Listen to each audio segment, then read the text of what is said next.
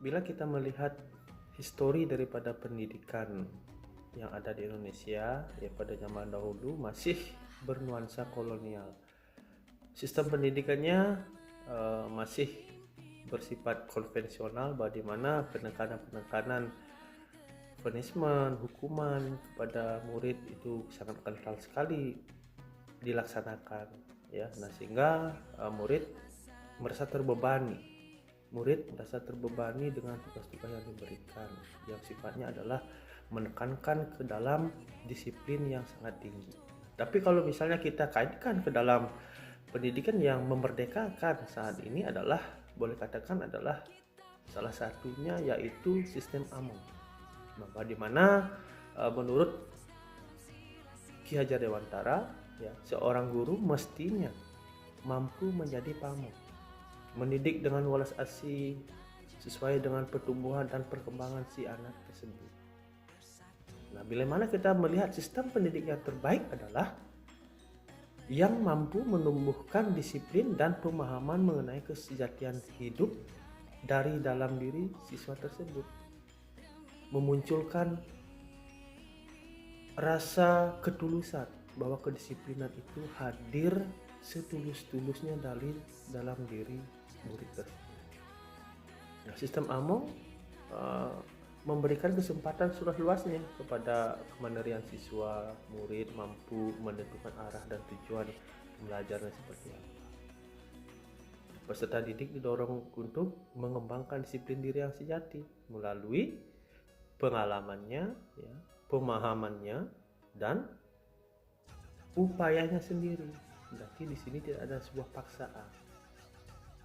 Yang terpenting adalah menjaga agar kesempatan ini tidak membahayakan si anak atau mengancam keselamatan anak. Bahkan jangan sampai nanti mengancam orang lain. Nah, itu merupakan sistem Among yang misalnya yang menjadi dasar pendidikan yang memerdekakan.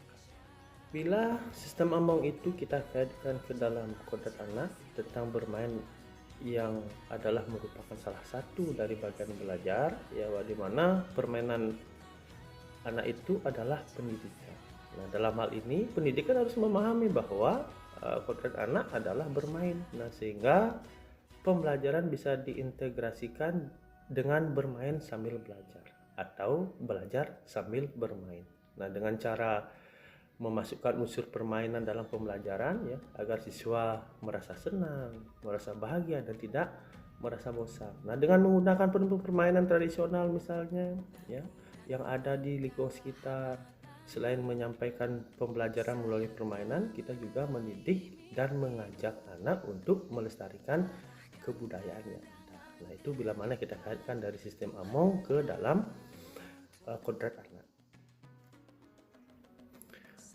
Bila kita memahami makna dari merdeka itu, di sini adalah merdeka di dalam belajar, yang di dalamnya adalah mencakup sekolah, murid, dan guru yang memiliki kebebasan untuk berinovasi, belajar dengan mandiri dan kreatif.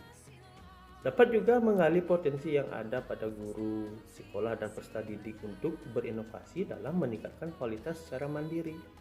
Guru mampu mengimplementasikan metode-metode pembelajar sesuai dengan kebutuhan muridnya, mengembangkan teori-teori belajar sesuai dengan muridnya. Nah, sehingga apa yang akan diberikan kepada murid sesuai dengan kebutuhan mereka. Nah, sehingga mereka mampu berkembang sesuai dengan potensi masing-masing. Mandiri bukan hanya mengikuti proses birokrasi pendidik yang sudah ada, ya, tetapi yang sangat diperlukan adalah kegiatan untuk berinovasi mengembangkan potensi-potensi yang berkaitan dengan pemenuhan kebutuhan baik dari guru maupun dari peserta didik. Guru dan peserta didik diberikan kebebasan untuk mengakses ilmu pengetahuan, ya, secara metode pembelajaran yang berdiferensiasi sesuai dengan apa yang dibutuhkan. Misalnya guru membutuhkan suatu materi yang sifatnya untuk mengembangkan diri, untuk mengembangkan materi yang ada di masing-masing mata, nah silakan akan dilaksanakan oleh guru. Nah, sehingga kalau memang sudah hal semacam itu kita terapkan, saya yakin kebahagiaan itu, kemerdekaan itu akan tercapai.